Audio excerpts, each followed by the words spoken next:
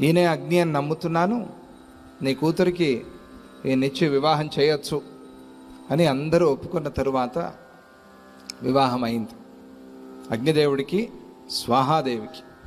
అందుకే స్వాహ అనకుండా అగ్నికి ద్రవ్యాన్ని ఇవ్వకూడదు.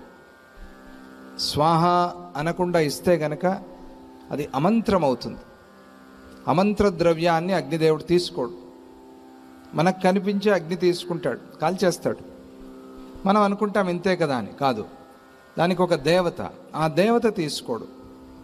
ఆ దేవత తీసుకోవాలి అంటే నమః అనాలి, లేదా స్వాహ అనాలి అని సమర్పణ చేస్తే కానీ ఆ అగ్నిదేవుడు తీసుకోడు.